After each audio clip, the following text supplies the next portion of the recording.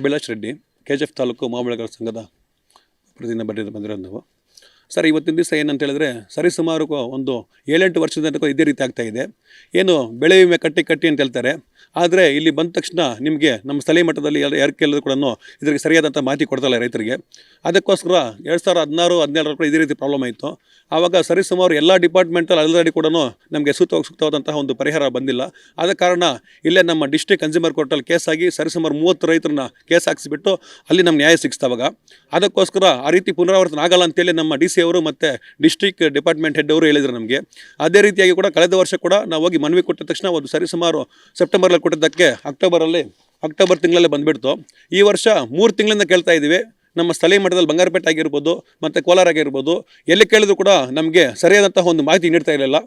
ರವಿ ಎಂಟರ್ಪ್ರೈಸಸ್ನಲ್ಲಿ ನಿಮಗೆ ಬೇಕಾದ ಎಲೆಕ್ಟ್ರಾನಿಕ್ಸ್ನ 20ಕ್ಕೂ ಹೆಚ್ಚು ಬ್ರ್ಯಾಂಡ್ ಕಂಪನಿಗಳ TV, fridge, washing machine, home theatre, sofa set, dining table, mattress, beds, ಎಲ್ಲಾ ರೀತಿಯ ಫರ್ನಿಚರ್ಗಳು ಕಡಿಮೆ ಬೆಲೆಗೆ ದೊರೆಯುತ್ತದೆ. ಹಿಂದೆ ಭೇಟಿ ನೀಡಿ ಕೋಲಾರದ ಸಂಗೊಂಡಳ್ಳಿ ಬಳಿ ಇರುವ ರವಿ ಎಂಟರ್ಪ್ರೈಸಸ್ ಮತ್ತು ಬ್ರಾಹ್ಮಣರ ಬೀದಿ, ದೊಡ್ಡಪೇಟೆ, ಕೋಲಾರ. ನಮಗೆ ನೀಡಲ್ಲ ಅಂತ ಹೇಳಿದ್ರೆ ಏನು ನಮ್ಮ ಅನ್ಎಜುಕೇಟೆಡ್ ರೈತರಿದ್ದಾರೆ, ಅವರಿಗೆ ಯಾವ ರೀತಿ ಇವರು ಪ್ರತಿಕ್ರಿಯೆ ನೀಡ್ತಾರೆ ಅಂತ ನಮಗೊಂದು ಸಂಶಯ ಇದೆ. ಆದ ಕಾರಣ ನಾವು ಇಂಡಿವಿಜುವಲ್ ಆಗಿ ಕೂಡ ನಾವು 1-2 ಜನ ಹೋಗ್ಬಿಟ್ಟು ಬೆಂಗಳೂರಲ್ಲಿ ಕೇಳಿದ್ವಿ. ಅಲ್ಲಿ ಕೇಳಿದರೆ ನಿಮ್ಗೆ 1 ವಾರದಲ್ಲಿ ಬರುತ್ತೆ ಅಂತೇಳಿ ಸುಮಾರು 3 ತಿಂಗಳ ಕಾಲ ಕೂಡ ಅದೇ ರೀತಿ ಒಂದು ಸಮಜಾಯಿಷಿ ನೀಡ್ತಾ ಇದ್ದಾರೆ. ಅದಕ್ಕೋಸ್ಕರ ನಾವು ಇವತ್ತಿನ ದಿವಸ ನಮ್ಮ KGF ತಾಲೂಕು ಮಾವು ಬೆಳೆಗಾರರ ಸೇವಾಭಿವೃದ್ಧಿ ಸಂಘದ ವತಿಯಿಂದ ಸರಿಸುಮಾರು ಒಂದು 50 ಜನ ರೈತರು ಇಲ್ಲಿ ಬಂದು ನಮಗೆ ಏನು ಒಂದು ಮನವಿ ಕೊಟ್ಬಿಟ್ಟು ಮತ್ತೆ ಇಲ್ಲಿಂದ ನಾವು ಬೆಂಗಳೂರು ತಳ್ತಾ ಇದ್ದೀವಿ. ಇದು ಬಂದುಬಿಟ್ಟು ಮನವಿ ಮಾತ್ರ. ಇದನ್ನು ನಮಗೆ ಸರಿಯಾದಂತಹ ಒಂದು ಪರಿಹಾರ ನೀಡಲ್ಲ ಅಂತ ಹೇಳಿದ್ರೆ ಸುಮಾರು 2 ವಾರಗಳ ಕಾಲ ಕಾಲಾವಕಾಶ ಕೊಡ್ತಾ ಇದ್ದೀವಿ. ಇದ್ರ ಜೊತೆಗೆ ಏನು ನಮ್ಮ ಜಿಲ್ಲಾ ಮಟ್ಟದ ನಮ್ಮ ಅಧ್ಯಕ್ಷರೇ ಚಿನ್ನಪ್ಪರೆಡ್ಡಿಯವರು, ಅವ್ರ ಜೊತೆಗೂಡಿ ಇಡೀ ಜಿಲ್ಲೆಯಾದ್ಯಂತ ಸೇರಿ ನಾವು ನಮ್ಮ DC ಆಫೀಸು, ಜಿಲ್ಲಾಧಿಕಾರಿಗಳ ಕಚೇರಿ ಮುಂದ್ಗಡೆ ಕೂತ್ಕೊಂಡು ಉಗ್ರವಾದಂತಹ ಹೋರಾಟ ಮಾಡೋದಕ್ಕೆ ನಾವು ಇಲ್ಲಿ ತೀರ್ಮಾನ ಮಾಡ್ತಾ ಇದ್ದೀವಿ. ಸರ್, ಇಲ್ಲಿ ನಾವು ಮನವಿ ಕೊಟ್ಟಿದ್ದೀವಿ. ಅವರು ಕೂಡ 1 ವಾರದೊಳಗೆ ಮಾಡ್ತೀವಿ, ನಾವು ಕಮ್ಯುನಿಕೇಟ್ ಮಾಡ್ತಾ ಇದ್ದೀವಿ. ನಮಗೆ ಇನ್ಶೂರೆನ್ಸ್ ಕಂಪ್ನಿಯವರು ಸರಿಯಾದಂತಹ ಮಾಹಿತಿ ನೀಡ್ತಾ ಇಲ್ಲ. ಆದ ಕಾರಣ ಕೂಡ ನೀವು ಮಾಡಿರೋದಕ್ಕೆ ನಮಗೂ ಕೂಡ ಬೇಸರ ಇದೆ. ಈ ರೀತಿ ಆಗಬಾರ್ದು ರೈತರಿಗೆ ಈ ರೀತಿ ಆಗದೇ ರೀತಿ ನಾವು ಕೂಡ ನಡ್ಕೊಳ್ತೀವಿ ಅಂತೇಳಿ ನಮ್ಮ DD ಅವರು ನಮ್ಮ ಕುಮಾರಸ್ವಾಮಿ ಅವರು ಒಂದು ಆಶ್ವಾಸನೆ ನೀಡಿದ್ದಾರೆ.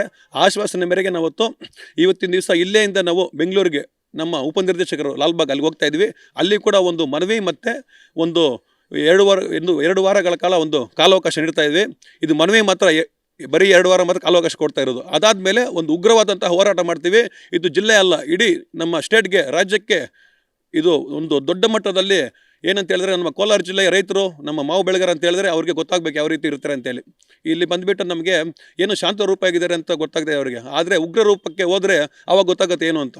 ಸರ್, ಇಲ್ಲಿ ಬಂದುಬಿಟ್ಟು ನಮ್ಮ 1 ಹೆಕ್ಟೇರ್ ಅಂದರೆ 2.5 ಎಕರೆಗೆ 1 ಹೆಕ್ಟೇರ್ ಅಂತ 4,000 ರೂಪಾಯಿ ನಾವು ಕಟ್ತಾ ಇದ್ದೀವಿ ಸರ್. ರೈತರ ವಂತಿಗೆ ಬಂದುಬಿಟ್ಟು 4,000 ರೂಪಾಯಿ ಕಟ್ತಾ ಇದ್ದೀವಿ. ಅದು 4,000 ರೂಪಾಯಿಗೆ 80,000 ಅಂತೇಳಿ ಇನ್ಶೂರೆನ್ಸ್ ಇರುತ್ತೆ. ಅದನ್ನು ನೋಡಿ, ಇನ್ನೊಂದೇನು ಗೊತ್ತಾ, ನಮ್ಮಲ್ಲಿ ನಾವು ಪ್ರೀಮಿಯಂ ಕಟ್ಟೋದಕ್ಕೆ ಮಾತ್ರ ನೋಡಿ ಮೇ 30 ಅಂತ ಹೇಳಿದ್ರೆ 31ನೇ ತಾರೀಕು ಹೋದರೆ ನಮ್ಗೆ ಕಟ್ಟೋಕ್ಕಾಗಲ್ಲ. ಏನು ಅದು ಡೆಡ್ಲೈನು, 1 ದಿವಸ ಅಲ್ಲ, 1 ಅವರ್ ರೇಟ್ ಆದರೂ ಕಟ್ಟೋಕ್ಕಾಗಲ್ಲ. ಆದರೆ ಇವ್ರು ನೋಡಿ ನಮ್ಮ ಅವಧಿ ಮುಗ್ದಿರೋದು ಲಾಸ್ಟ್ ಇಯರ್ ಬಂದುಬಿಟ್ಟು 24-25 ಅಂತೇಳಿ ನಾವು ಜೂನಿಂದ ಹಿಡಿದು ಮೇವರೆಗೂ ಮುಗ್ದೋಗುತ್ತೆ. ಮೇ ಆದಮೇಲೆ ಅವ್ರ ಟರ್ಮ್ ಶೀಟ್ ಕಂಪ್ಲೀಟ್ ಮಾಡೋದಕ್ಕೆ ಸರಿಸುಮಾರು ಇವಾಗ 6 ತಿಂಗಳಾಗ್ತಾಯಿದೆ. ಅವ್ರ ಕಾಲಾವಕಾಶ ಕೇಳಿರೋದು ಬರೀ 2 ತಿಂಗಳು. ಇವಾಗ 3 ತಿಂಗಳಲ್ಲ, 4 ತಿಂಗಳಲ್ಲ, 6 ತಿಂಗಳಾಗ್ತಾಯಿದೆ. ಅವ್ರೇನು ಗೊತ್ತಾ, ರೈತರು ಅಂತ ಹೇಳಿದ್ರೆ ಅವ್ರಿಗೆ ಏನು ಗೊತ್ತಾ, ಅವ್ರಿಗೆ ಏನಂತ ಹೇಳಿದ್ರೆ ಅವ್ರ ಗೌರವ ಇಲ್ಲ ಸರ್, ರೆಸ್ಪೆಕ್ಟ್ ಇಲ್ಲ ರೈತರು ಅಂತ ಹೇಳಿದ್ರೆ. ಅದಕ್ಕೋಸ್ಕರ ನೀವು ನಮಗೆ ಏನು ಬೇಕಾಗಿರೋದು, ಇನ್ಶೂರೆನ್ಸ್ ಕಂಪ್ನಿ ಅಲ್ಲ, ಫಸ್ಟ್ ನಮ್ಮ ಡಿಪಾರ್ಟ್ಮೆಂಟ್ ಬೇಕಾಗಿರೋದು. ತೋಟಗಾರಿಕೆ ಇಲಾಖೆಯವರು ಯಾರಿಗೋಸ್ಕರ, ರೈತರಿಗೋಸ್ಕರ ಇರೋದು. ಅದಕ್ಕೋಸ್ಕರ ನಮ್ಮ ರೈತರಿಗೆ ಅನುಕೂಲ ಮಾಡಬೇಕು. ಇವ್ರಿಗೆ ಏನು ಗೊತ್ತಾ, ನಮಗೆ ಬ್ರಿಡ್ಜ್ ಆಗಿ ಯಾವ ರೀತಿ ಸೇತುವೆ ಇರುತ್ತೆ ಆ ರೀತಿಯಾಗಿ ನಮಗೆ ರೈತರಿಗೆ ಮತ್ತು ಇನ್ಶೂರೆನ್ಸ್ ಕಂಪ್ನಿಗೆ ಇವ್ರು ಡಿಪಾರ್ಟ್ಮೆಂಟ್ ಇದ್ದಾರೆ. ಈ ಡಿಪಾರ್ಟ್ಮೆಂಟ್ ಅವರು ಕೂಡ ನಮಗೆ ಸರಿಯಾದಂತಹ ಒಂದು ರೀತಿಯಲ್ಲಿ ನಡೆಸ್ಕೊಂಡು ಮುಂದಿನ ದಿವಸಗಳಲ್ಲಿ ಈ ರೀತಿ ಆಗಬಾರ್ದು.